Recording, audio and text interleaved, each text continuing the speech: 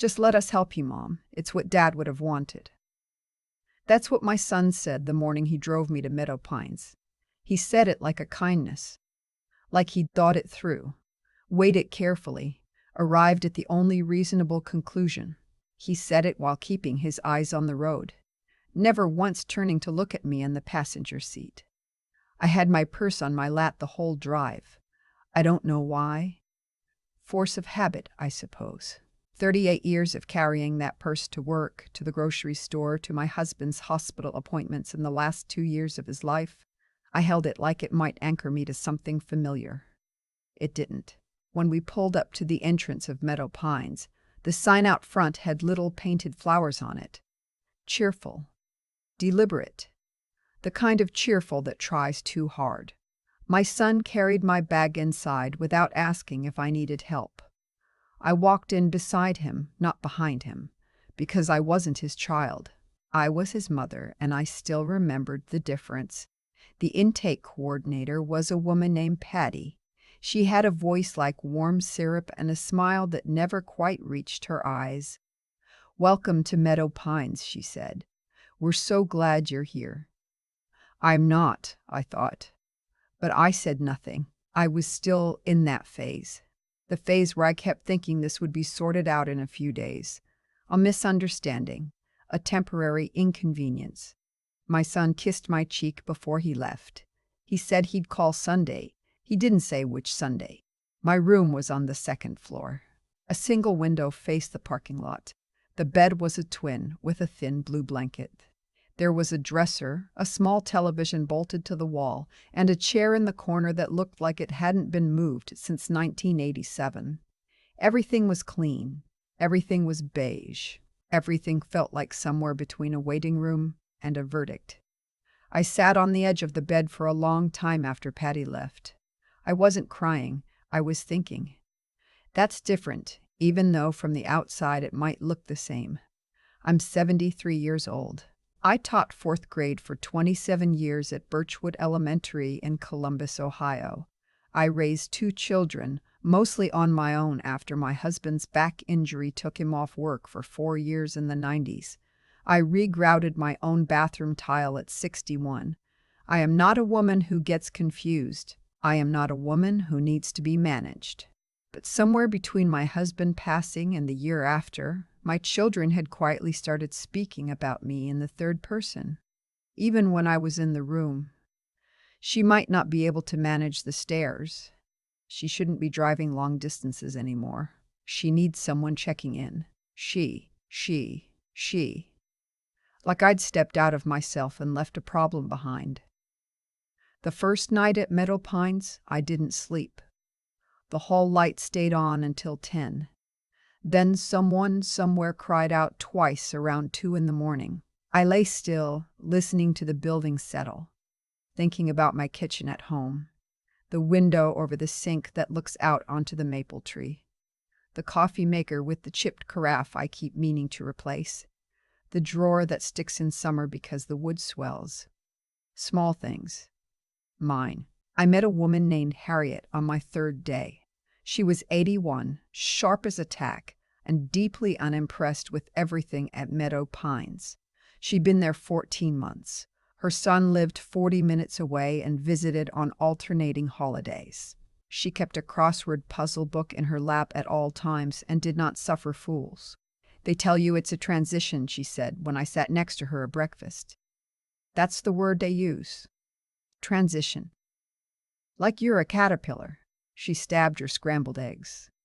"You don't become anything here. You just wait." I told her I wasn't planning to wait long. She looked at me over her glasses. They all say that in the beginning.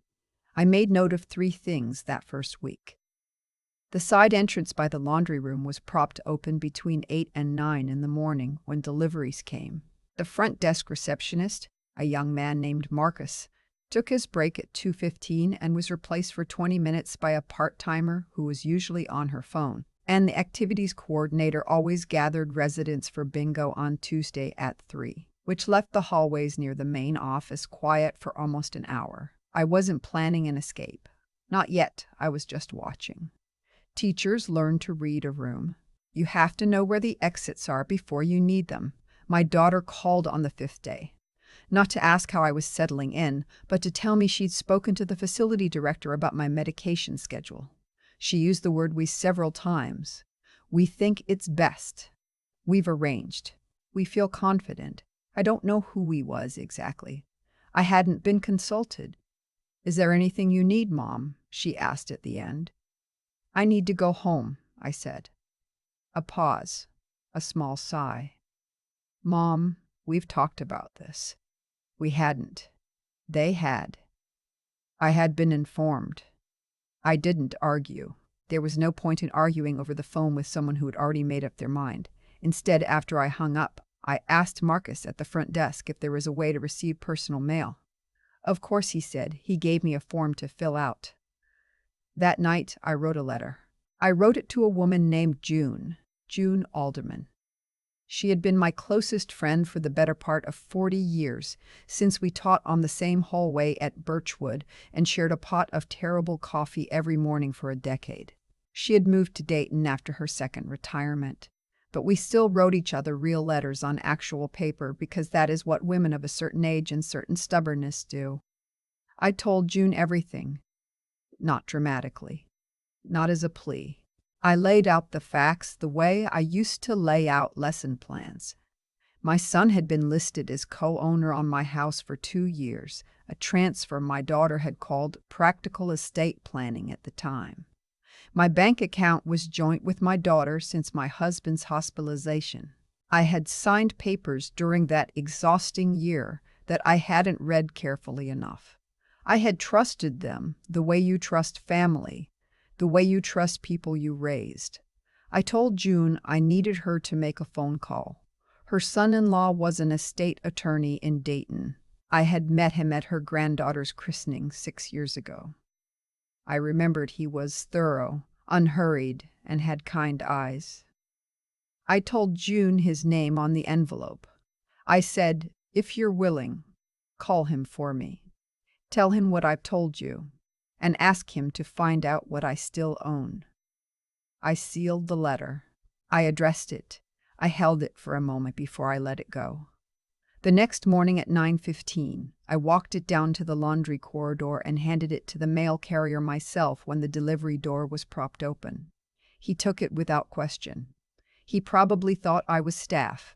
I went back to my room and made a list in the small spiral notebook I'd packed in the side pocket of my purse. Not because I needed to remember it, but because writing things down had always helped me think. What I know, house is in my son's name. Accounts are jointly held. I signed both during grief. I was not mentally impaired. I did not intend to give up control.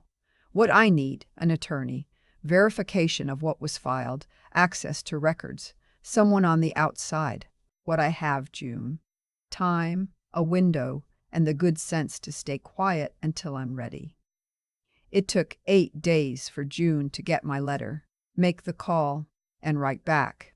8 days during which I ate institutional oatmeal every morning, watched the news in the common room with 11 other residents who couldn't agree on the volume, and smiled at the aides who spoke to me in the slightly elevated tone people use with the elderly and the confused. I am neither, but I smiled anyway. June's letter arrived on a Tuesday. Short, direct, characteristic. She had called.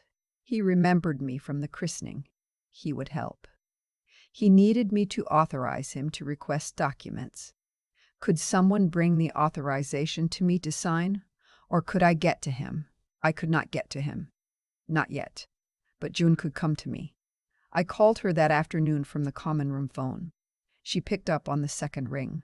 When I asked if she'd be willing to come for a visit, she said, I was already planning to bring coffee. She arrived that Saturday with a thermos of dark roast, a tin of the butter cookies she always made at Christmas, and a notarized authorization form her son-in-law had prepared. We sat in the visiting room by the window that faced the garden. I signed. She witnessed. We drank our coffee and talked about her new garden beds and the novel she was reading and the neighbor's dog who had recently discovered her tulip bulbs. No one paid us any particular attention. 2 old women having a nice visit. Before she left, She squeezed my hand. "He'll start Monday," she said. "He thinks there's more than one thing to look at." I thought there might be. The following week, the aide who changed my bedding mentioned something offhand, almost too casual. "Your daughter said to let us know if you seem agitated or confused." She said it like it was nothing. A routine note in a care plan. I folded my hands in my lap. "Did she?" I said. She nodded, already moving toward the door. "Just so we know how to help." After she left, I sat for a while with that sentence. Agitated or confused. There it was, the framing. If I asked to leave, I was agitated. If I questioned their authority, I was confused.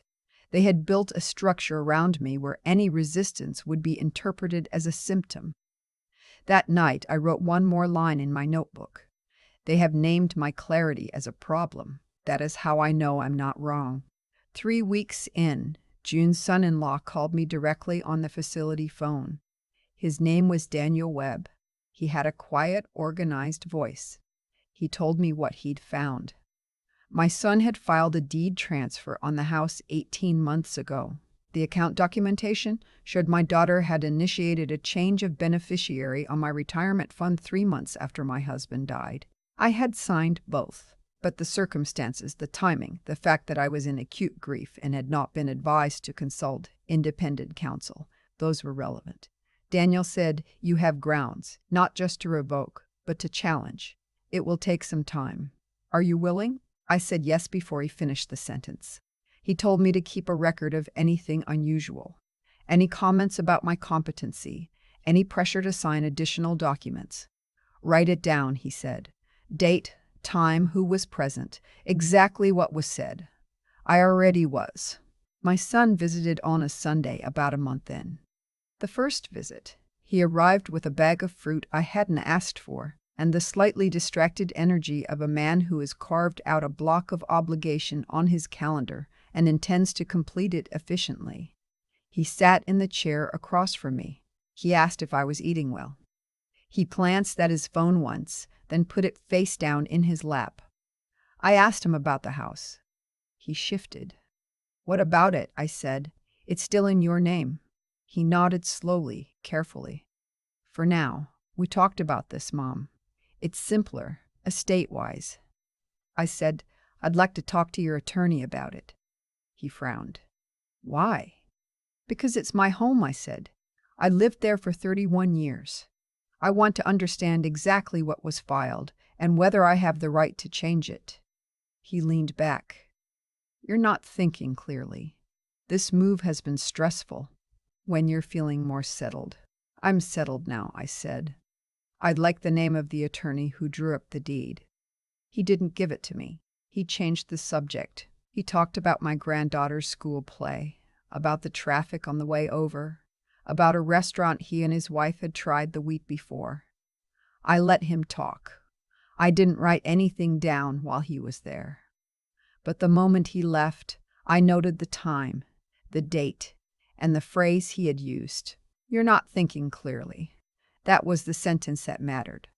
My daughter came 2 weeks later. She didn't call ahead. The aide buzzed my room at 10 in the morning on a Wednesday and said, "Your daughter is here." I asked her to wait 20 minutes. I needed time to choose my clothes. I put on the navy blazer I'd brought for no reason. I could articulate at the time. I understood the reason now. Some part of me had known I would need it eventually. She was sitting near the window when I came in. She stood when she saw me, which she hadn't done in years. She was carrying a folder. "Hi, Mom." She kissed my cheek the way people do when they're trying not to acknowledge tension. I sat. I gestured for her to sit as well. She set the folder on the table between us. "It's just some updated documents," she said. "For your care plan, medical decisions, that kind of thing. You had one on file, but it's outdated." I looked at the folder without touching it. "What exactly is changing?" I asked. She smiled. "Nothing major. Just making sure everything's in order. Designating who makes decisions if you're, unable to. I'm able to. I'm able to now, I said. Of course. She kept smiling. But just in case. I said, I'd like to have Daniel Webb review anything before I sign. Her smile went a degree colder. Who is Daniel Webb? My attorney. She blinked. Since when do you have an attorney? Since I decided to understand what I've already signed. She was quiet for a moment. Then she said in a very careful voice, Mom, I think you've been spending too much time alone. This kind of thinking. I reached into the pocket of my blazer and placed a single sheet of paper on the table. It was a summary Daniel had prepared. Not the full filing, just the key points. Property transfer, beneficiary change, dates, my signature on both, and 2 sentences at the bottom noting the circumstances under which they'd been signed. She looked at it.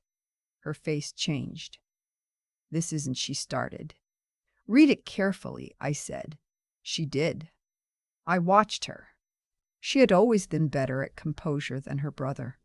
She had her father's stillness when she was cornered.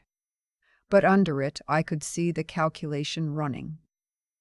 We did what we thought was right, she said finally.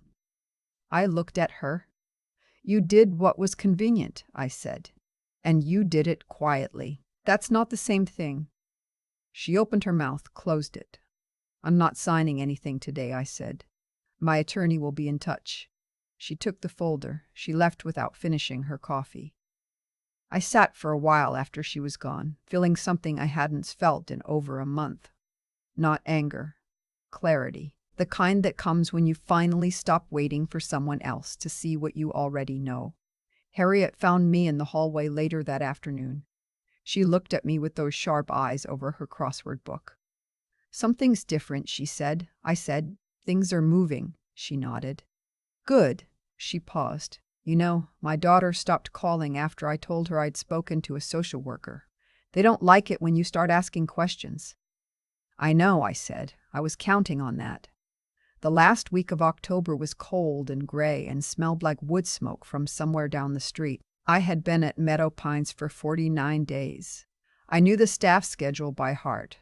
I knew that Thursdays the overnight aide was a woman named Connie, who was kind and distracted and left the side corridor unlocked between her rounds. I knew that Daniel had filed the revocation paperwork for both the deed transfer and the beneficiary change. I knew that my daughter had not called since our meeting, and my son had sent a text through my granddaughter's phone saying he thought we needed to talk when I was feeling better. I was feeling better. I was feeling the best I had felt in months. On a Thursday evening, I called June. I said, I think it's time. She said, I'll have the car ready by 7. I packed the same way I'd arrived. Practical, no ceremony. The navy blazer, my notebook, the photograph of my husband on our porch the summer before he got sick. His smile in that picture was the same smile he'd used for 40 years, the one that meant he thought I was the most capable person he'd ever met. I tucked it into my bag without looking at it too long. At 6:50, I walked down to the first floor. I stopped at the nurse's station and told Connie I was feeling a little restless and wanted to walk the first floor hallway before bed. She nodded without looking up from her notes. Of course, she said. I walked the hallway. Then I walked to the side exit. Then I walked through it. The air outside was cold and sharp and real. Not temperature controlled, not filtered, not optimized for resident comfort. Just October air, doing what October does. June's car was at the far end of the parking lot. She had the engine running and a travel mug of coffee in the cuff holder on my side.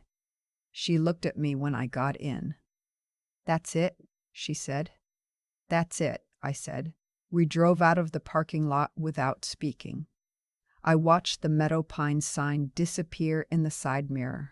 It still had the little painted flowers. My house on Clover Street looked exactly the same as I had left it. The porch light was off. The front walk had a few fallen leaves stuck to the damp concrete. The hydrangea by the mailbox had gone bronze and dry for the season. June had been there the week before with a spare key I'd kept at her house for 15 years. She'd cleared the refrigerator, aired out the rooms, left fresh sheets on the bed. She'd done it all without being asked, without making it a production, the way people do when they've been your friend long enough to know what you need before you ask. I stood in the doorway for a moment before going in. 31 years in this house. I learned to tile a floor in this house. I sat with my husband through 2 surgeries, 3 recessions, and 1 very bad winter. I planted those hydrangeas the spring my youngest started kindergarten. I stood in that kitchen and cried for an hour after he died, and then I made myself a cup of tea and sat down and figured out what to do next. That house was not square footage and a deed. It was the record of a life. I went inside. June made toast. We sat at my kitchen table under my kitchen light and didn't talk about anything important, which was, in that moment, the most important thing possible. She left around 10. I locked the door behind her, stood in the quiet for a while. Then I called my granddaughter. She's 22, in her last year at Ohio State. Her name is Wren, which her parents thought was unusual, but which I always thought suited her exactly. She answered on the 3rd ring, slightly breathless, like she'd been in the middle of something. "Grandma?" She sounded startled. "Where are you calling from?" "Home," I said. She went quiet for a moment. Then, "Your home?" "Mine," I said. "Yes." "Oh," she breathed. "Oh, thank God, They said you were doing fine, but you never sounded fine, and I didn't know how to—" "I know," she cried a little. Not dramatically. Just the way young people cry when they've been holding something in for too long and someone finally says it's okay to let go. I let her. I didn't rush her. When she was steadier, she asked, "What do you need?" I said, "Nothing right now. I just wanted you to know where I was." "Can I come this weekend?" "Bring nothing but yourself," I said. "And maybe those pretzels you know I like." She laughed, a real one. I said good night. I went to bed. I slept better that night than I had in 7 weeks. The room was mine. The silence was mine. Even the way the streetlight fell across the ceiling was mine, a thing I hadn't known I'd memorized until I saw it again. My son called 2 days later. I let it ring 4 times before I answered. He skipped the greeting. "You're not at Meadow Pines?" "That's correct." "Mom, you can't the legal situation." "The legal situation," I said, "is being addressed by my attorney, as is the deed and the beneficiary change on your father's retirement fund and several other things I should have paid closer attention to 3 years ago." "Silence," he said. "You're making this very difficult." I said, "You made it necessary." His voice shifted, became more careful. "I'm worried about you living alone." "I lived alone for a year after your father died," I said. "I managed." "That was different." "How exactly?" He didn't answer that. Instead, he said after a pause, "Daniel Webb called my attorney this week." "I know. This is going to be expensive for everyone." "Then we agree on something," I said. Another pause. He sighed, that particular sigh of a person who is expected to be in charge and found that they are not. I used to recognize it in students who were used to coasting. It sounded the same at 44. "What do you want, Mom?" "I want my house returned to my name. I want the beneficiary change reversed. I want you and your sister removed from my accounts. I want to make my own medical decisions with my own physician and my own counsel. And I want, going forward, to be spoken to like an adult, not managed like a liability." He was quiet for a long time. "Then, that's a lot." "It's exactly what I had before," I said. "I'm not asking for more. I'm asking for it back." He hung up without agreeing to anything. I wasn't surprised. I didn't need him to agree that day. The filings were already done. Daniel was already moving. The agreement would come because the alternative was worse. That afternoon, I went to the backyard. The garden was mostly done for the season. The tomato cages bare, the soil starting to harden at the edges. But the rosemary was still there, silver and stubborn, exactly where I'd planted it 7 years ago, against the back fence. It didn't need much. It just needed to be left alone. I stood there for a while with my hands in my pockets, feeling the cold on my face, thinking about nothing in particular. The good kind of nothing. The kind you choose. My daughter came to the house 4 days later. I had not invited her. I heard her car in the driveway and I waited. She knocked instead of using the key she no longer had. I took my time getting to the door. She looked tired. She had her mother's eyes, people used to say, which meant she looked like me, which meant I had to remind myself to be careful about projecting. I let her in. I didn't apologize for the state of the kitchen. We sat. I poured water.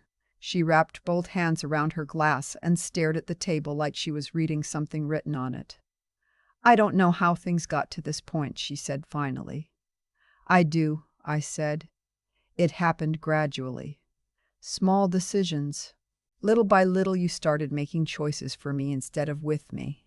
And then it got easier. And then it became the assumption." She pressed her lips together. "I was scared," she said. "After Dad died, you were so grief-stricken," I said. "That's different from incompetent. I know that now. Did you know it then?" She didn't answer right away. Then, quietly, "I think I knew. I just told myself I was helping." "I've taught children for 27 years," I said.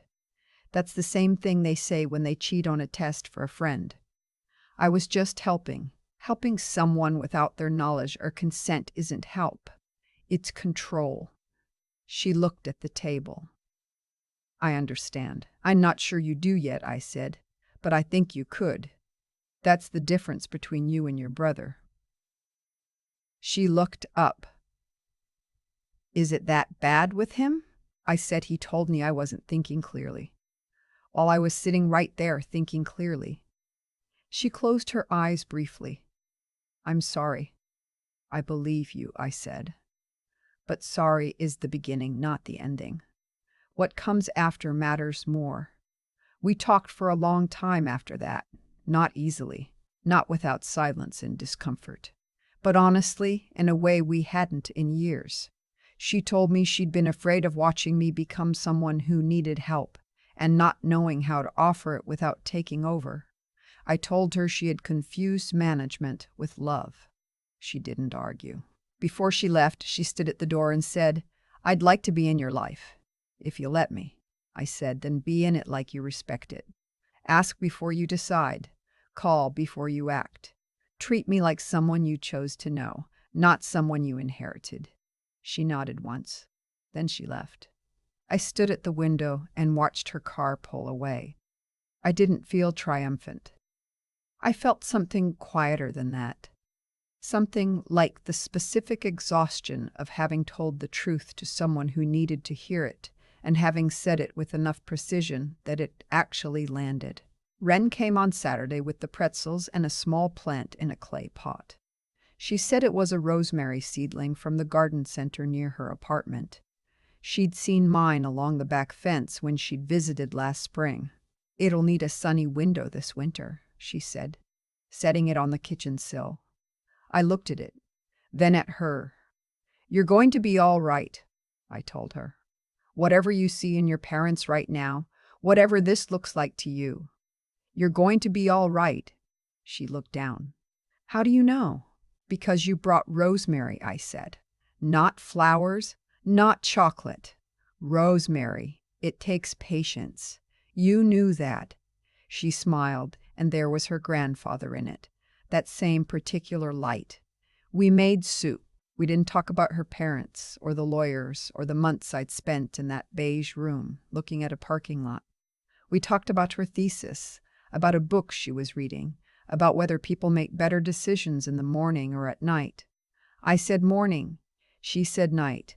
Neither of us convinced the other. When she left, she hugged me in the doorway and said, "I'll call more, not just checking in. I mean, really call.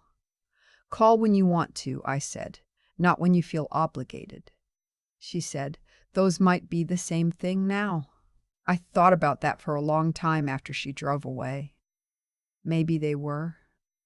Maybe that was the thing about love that endures, the part that stays honest. At some point, obligation and wanting can grow back together if you do the work of tending them.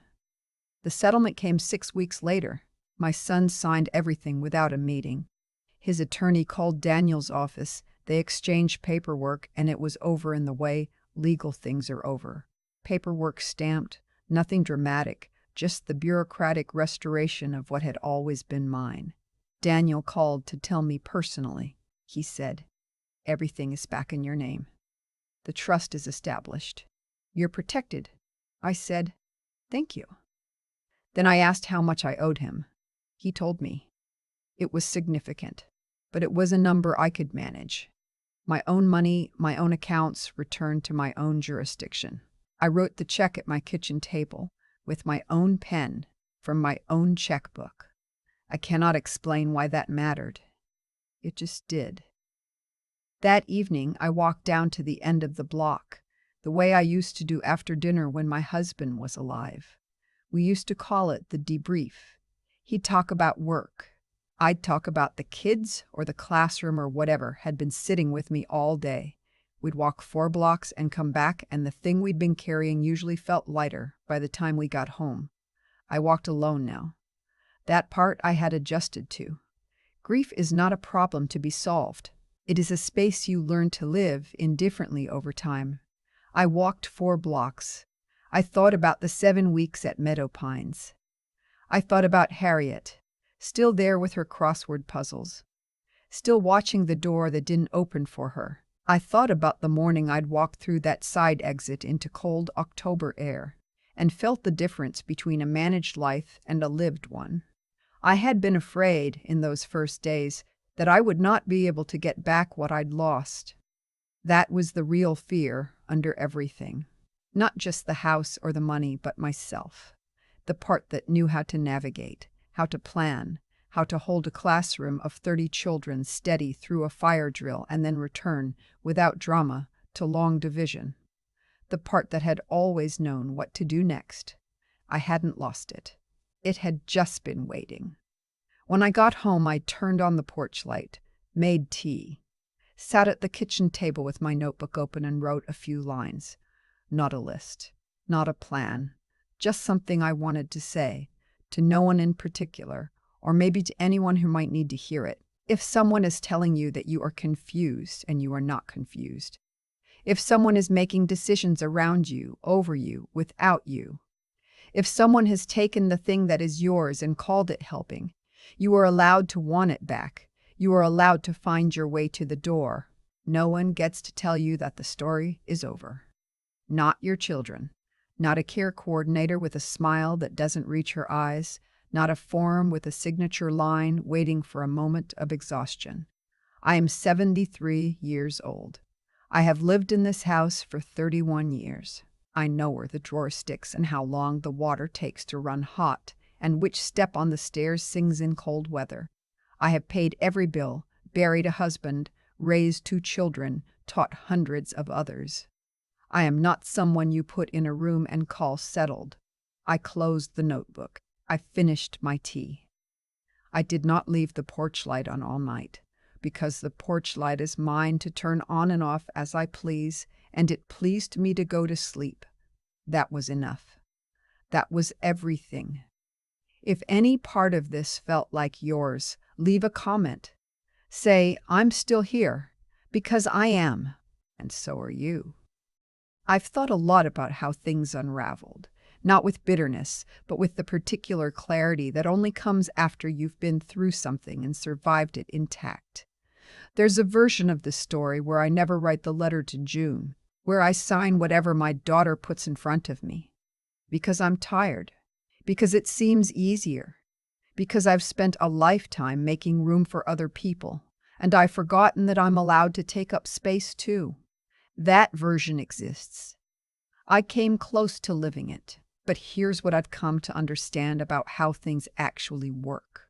The consequences of what we do or don't do have a way of catching up. Not in some cosmic mystical sense, just practically. My children made small decisions over several years, each one reasonable sounding on its own, that added up to something that wasn't reasonable at all. A deed transfer here, a beneficiary change there, a narrative, built slowly, that I was someone who needed to be managed. Every choice they made without asking me created a situation they eventually had to answer for. That's not punishment. That's just how actions accumulate. And the same is true on my side. Every year I said yes when I meant no. Every time I let a decision slide because it seemed easier than the conversation. Every signature I gave without reading carefully enough. Those weren't just moments of exhaustion. They were lessons I was borrowing against my own future. When the bill came due, it came all at once, in a parking lot view from a second-floor window at Meadow Pines. What pulled me out wasn't courage exactly. It was something quieter. It was the habit of paying attention. 27 years in a classroom teaches you to notice things. Harriet's eyes, still sharp behind those glasses, telling me what 14 months of waiting looks like. The side door propped open every morning.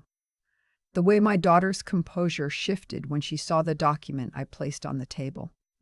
I didn't fight loudly. I observed, I wrote things down, I found the people I could trust, and I moved carefully. That's not heroism. That's just the application of a mind that refused to be dismissed. I think about Wren sometimes. The way she came through my door on Saturday with rosemary instead of flowers. She didn't learn that from watching what her parents did. She learned it from somewhere older, something she's still working out in herself. Intelligence isn't just about what you know, it's about what you notice, what you choose to do with what you notice, and whether you have the honesty to keep looking even when what you see is uncomfortable. She has that. It's the thing I'm most grateful to have witnessed in all of this. And the last piece, the one I'm still working on myself, is this. Endurance is not the same as enduring quietly. For a long time, I confused the two. I thought that absorbing difficulty without complaint was strength. But there's a kind of endurance that requires you to speak, to act, to write the letter, to sign the authorization, to walk through the door. The hard kind isn't surviving what's done to you. It's deciding that what's been done is not the final word. I'm 73. I have a house on Clover Street, a stubborn rosemary bush along the back fence, and a drawer that still sticks in summer. I'm still here in every sense of that phrase. And if any part of what I've told you today felt like something you've carried too, I hope you'll put it down now and pick up whatever you need to do next.